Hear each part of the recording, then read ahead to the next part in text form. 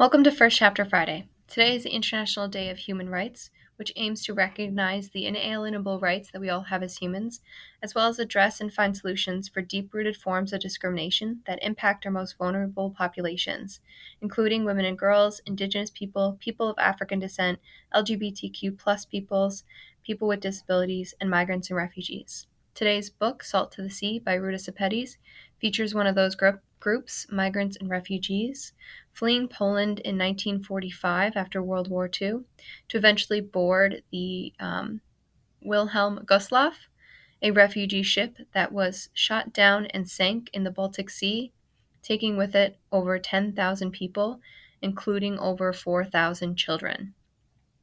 This is Chapter 1 of Salt to the Sea. We, the survivors, are not the true witnesses.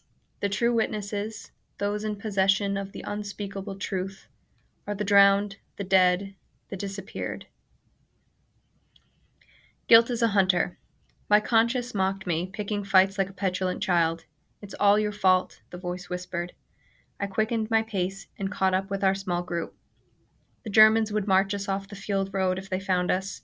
Roads were reserved for the military. Evacuation orders hadn't been issued for anyone fleeing East Prussia was branded as a deserter.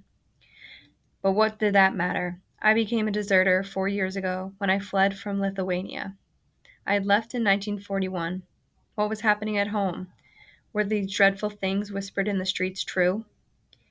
We approached a mound on the side of the road. The small boy in front of me whimpered and pouted. He had joined us 2 days prior, just wandered out of the forest alone and quietly began following us. Hello, little one. How old are you? I had asked. 6, he replied. Who are you traveling with? He paused and dropped his head. My Omi.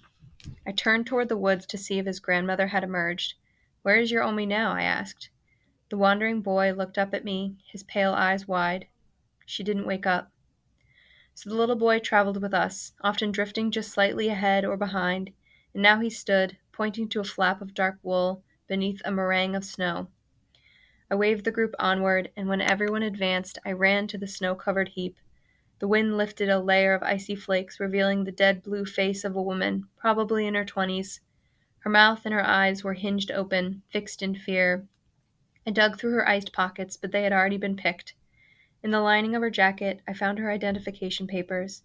I stuffed them in my coat to pass on to the Red Cross and dragged her body off the road and into the field. She was dead, frozen solid, but the thought of tanks rolling her over was more than I could bear. I ran back to the group.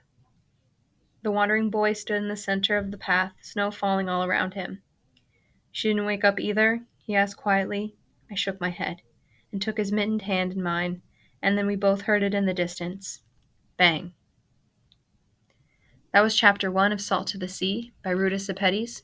Check it out at the Foster Library.